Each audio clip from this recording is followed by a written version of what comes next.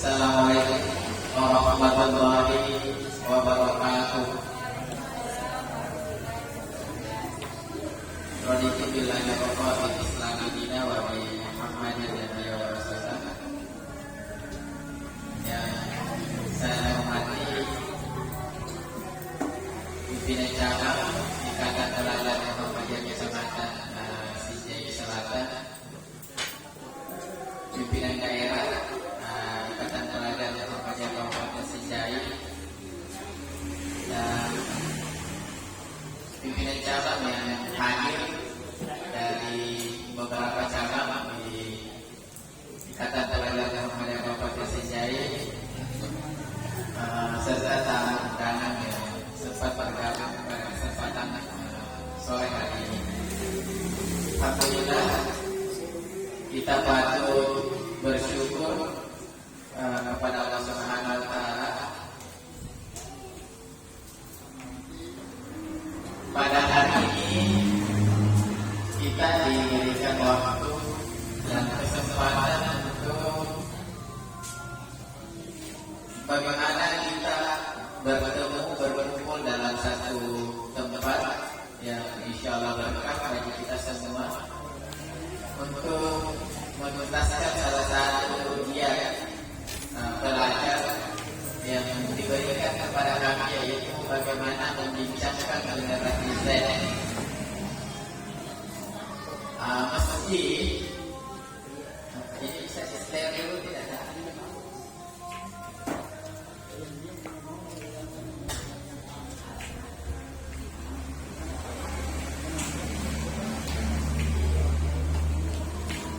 Ya, meski bahwa membincangkan generasi Z hari ini itu adalah salah satu momen yang tepat, di mana bahwa kalau kita mau melihat generasi Z atau zaman kita hari ini, itu memang mempunyai ciri khas dan keunikan tersendiri. Salam serta salawat semoga tetap tercurahkan kepada junjungan kita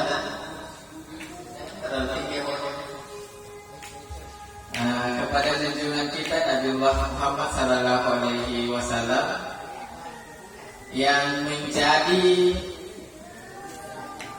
contoh dan suri teladan yang baik bagi kita semua, yang mestinya kita jadikan kiblat dalam hal memimpin organisasi. Generasi Z yang kita harus perbincangkan hari ini, secara tidak langsung kita semua telah menunjukkan keunikan dan ciri khas daripada generasi Z kita hari ini. Apa itu? Sama seperti kita hari ini, yang harusnya memulai kegiatan jam 13.30 dan nanti terlaksana pukul 15.00. Itu generasi Z itu.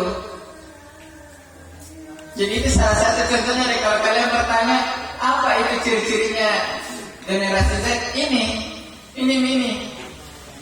Dan itu semua hampir di seluruh kalangan generasi Z yang mengaku dirinya generasi Z ini. Yang mengundang pukul 13.30 tapi nanti terlaksana pukul 15.00. Tapi itu harus kita syukuri, karena itu merupakan salah satu nikmat Tuhan. Tanpa generasi Z yang ada hari ini, saya tidak tertidur di warkop gula semut. Jadi itu salah satu kesyukuran, tidak ada yang salah. Bisa jadi kalau acara dimulai pukul 13.00, bisa jadi saya tertidur dan tidak sempat membawakan materi. Ya, baik, karena saya kira bahwa waktu kita tidak banyak, karena pemantik kedua masuk setelah asar mungkin Ibu Mesil. Saya mau memberikan gambaran seperti ini tentang generasi. Yang hari ini kita akan melihat seperti apa generasi Z itu. Nah, tetapi dalam teori generasi yang dikemukakan oleh Grant Conrad dan Sue Grant Marshall, ada dia mengemukakan 4 generasi. Jadi ada 3 generasi sebelum generasi Z, generasi kita hari ini. Yang pertama itu generasi baby boomer.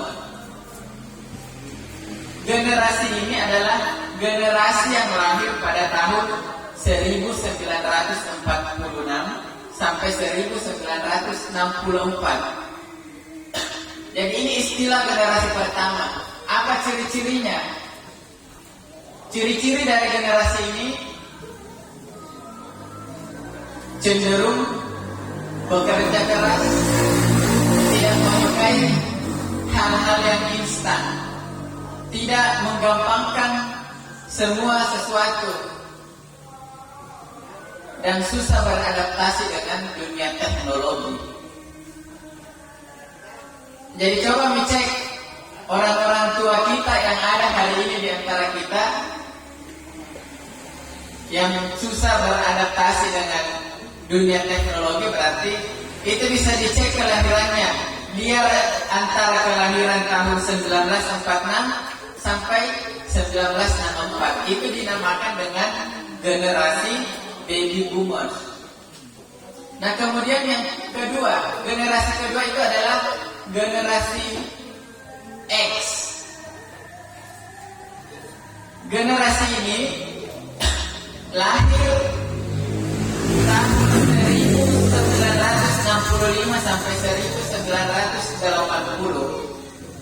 Ada yang masuk di sini generasi X?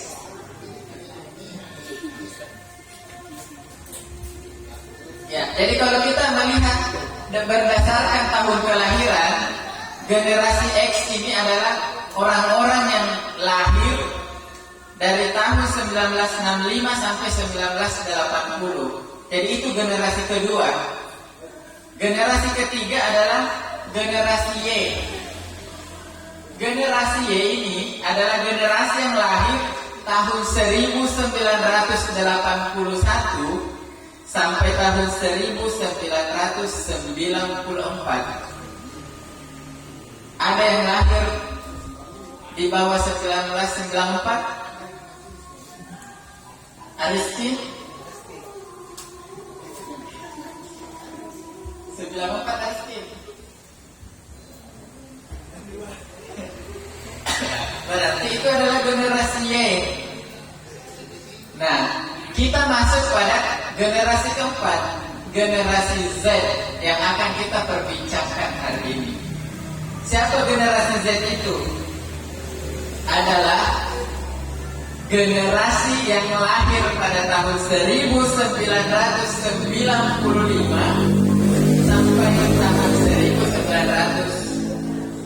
1902 sampai tahun 2010.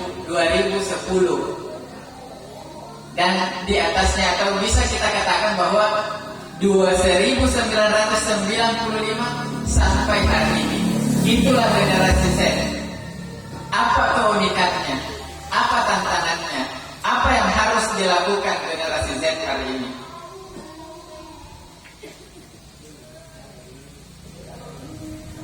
Nah, jadi itu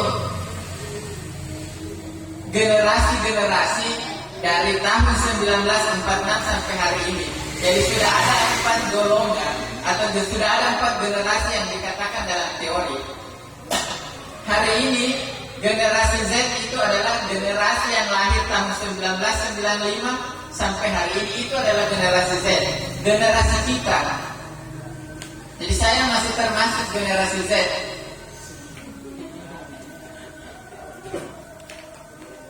Nah, lalu siapakah generasi Z itu?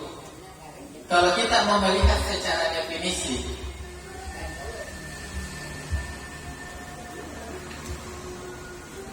generasi Z, kalau mau dijawab dengan sederhana, siapa generasi Z itu? Jawab saja, generasi Z adalah generasi yang lahir setelah generasi Y. Kan mudah.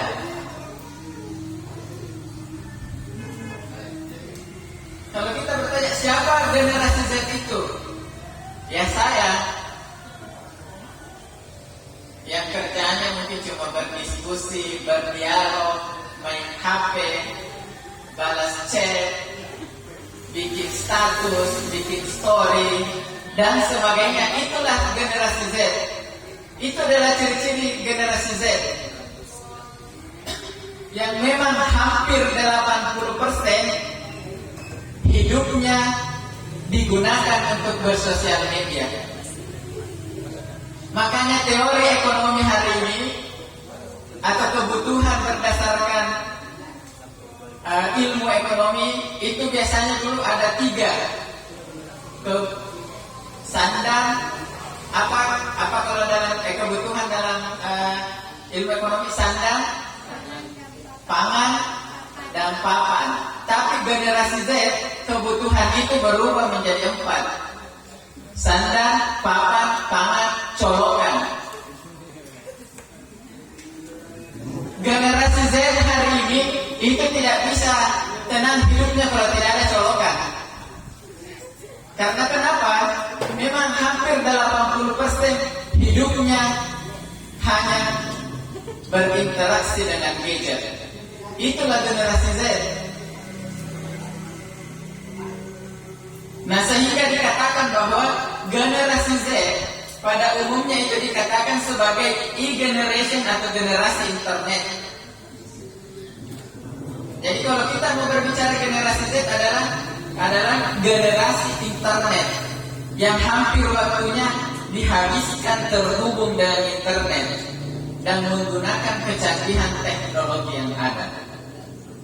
Jadi kalau ada pelajar hari ini, ada mahasiswa hari ini yang tidak pandai memanfaatkan teknologi, coba tanya, kelahiran tahun 90 atau kelahiran 1980? Kok tidak pandai teknologi?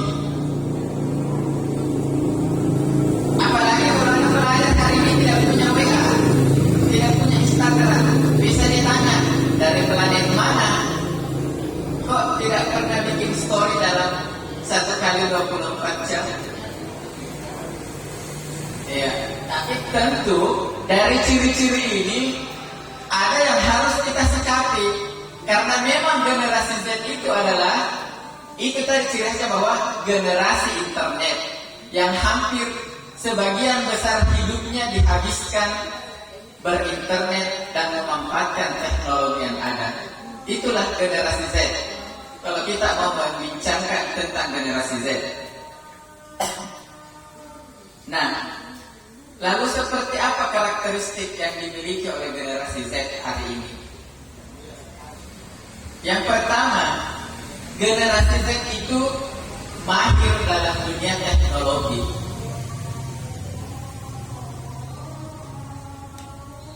Jadi dunia teknologi itu bukan hanya kita buka WA, buka Facebook, buka Instagram, buat TikTok dan semacamnya, tetapi pemanfaatan dunia teknologi yang dimaksud di sini adalah bagaimana kita memanfaatkan perkembangan modern dengan perkembangan teknologi yang kita mampu, atau bagaimana kita mengembangkan diri ini menjemput perkembangan modern yang memfasilitasi kita apapun yang kita butuhkan.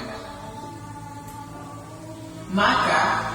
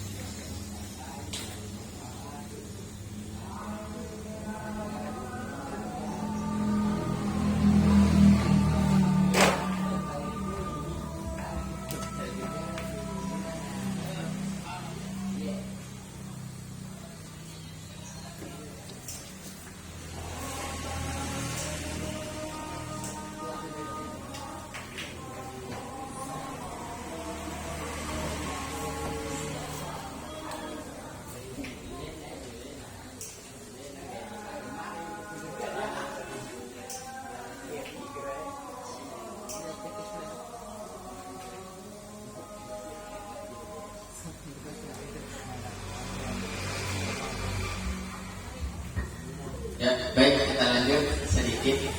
Jadi bisa dikatakan bahwa generasi Z adalah dia yang mempunyai kemampuan dalam menguasai media teknologi dan dapat dikatakan bahwa ini adalah bawaan sejak lahir.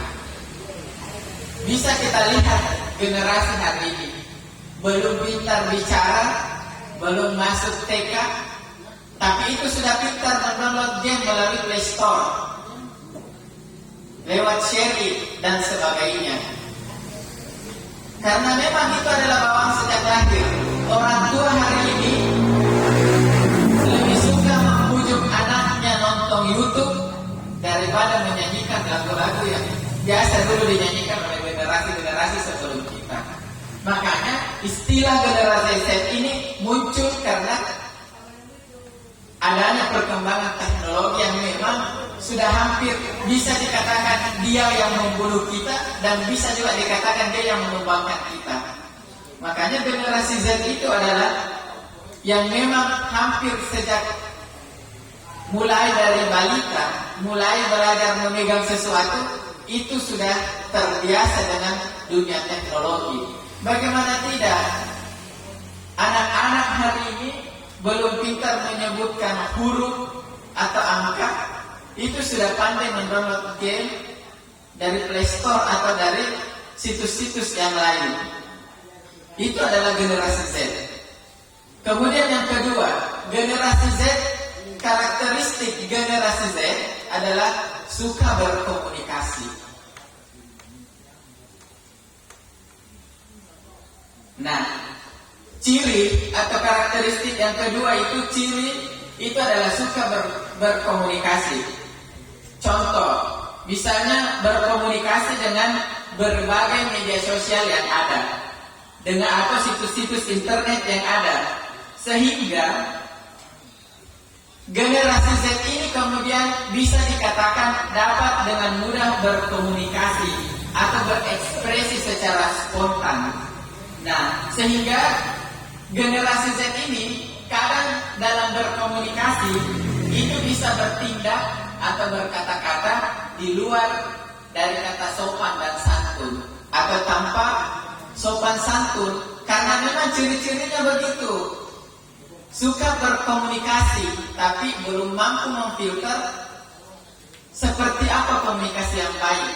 Makanya biasa dikatakan bahwa bertindak dan berkomunikasi tanpa sopan dan santun. Jadi kalau ada anak-anak kejeli-jeli, tidak tahu siapa yang menemani bicara, nada bicaranya seperti apa, itulah generasi Z. Bisa dicek tahun kelahirannya, lahirnya tahun berapa, apakah dia masuk generasi Y, X dan sebagainya. Karena itu adalah ciri-ciri daripada generasi Z. Nah, kemudian ciri yang ketiga, suka mengumbar privasi. Ini ciri-ciri generasi Z yang ketiga.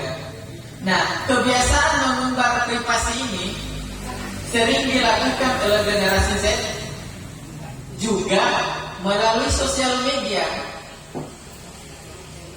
Apa-apa yang dilakukan, mulai dari bangun tidur sampai tidur kembali, itu semua terposting di Facebooknya, di WA-nya, di Instagramnya.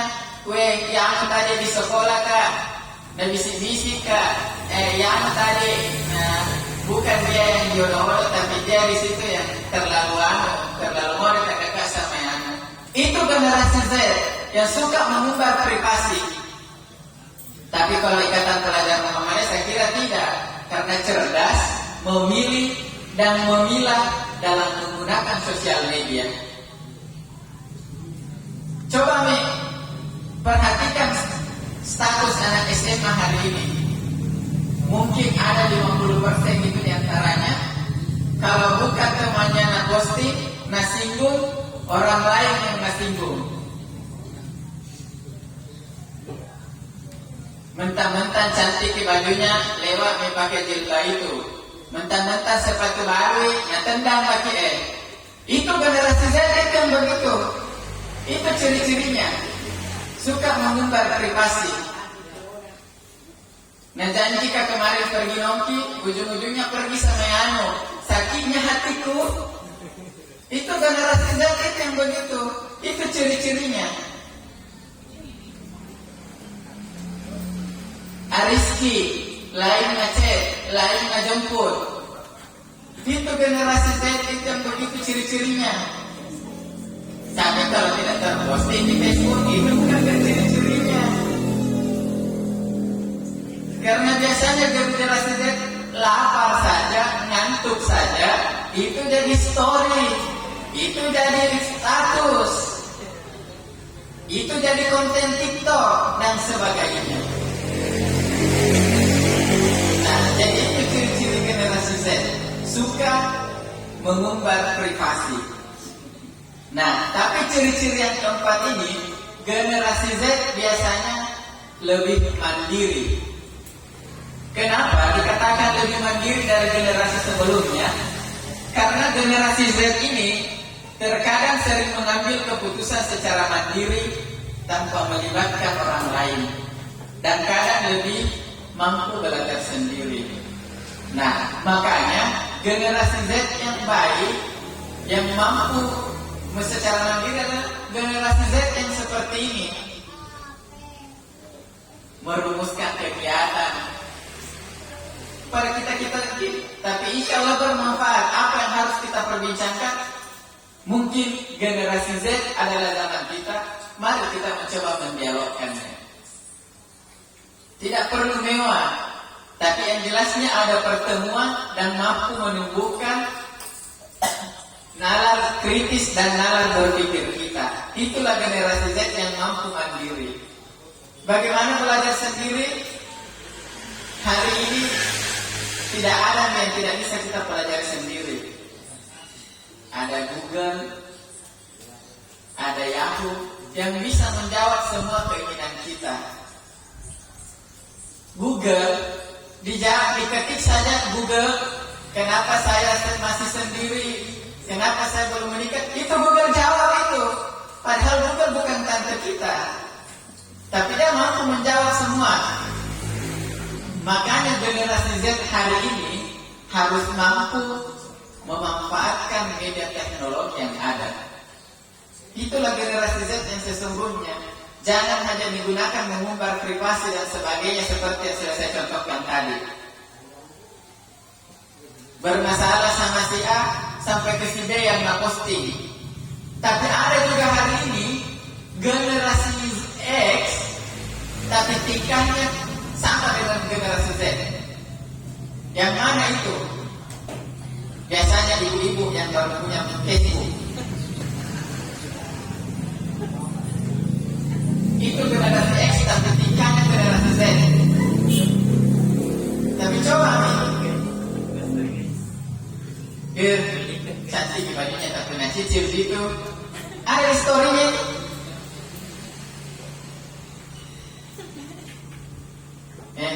Tak biasa juga ada generasi Z. Maksudku saya kalau meminjam kasih kembali juga. Apa susahnya chat saja teman-teman. Tidak usah didirikan di Facebook.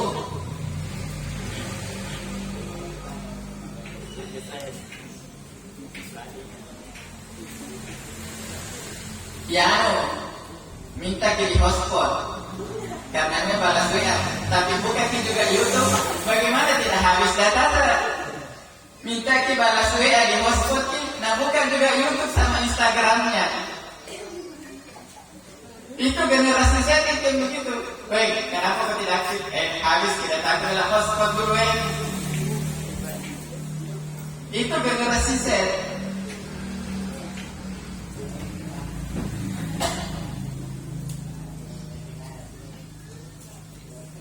Nah, kemudian karakteristik yang kelima, lebih toleran. Nah, dengan perkembangan budaya dan kultur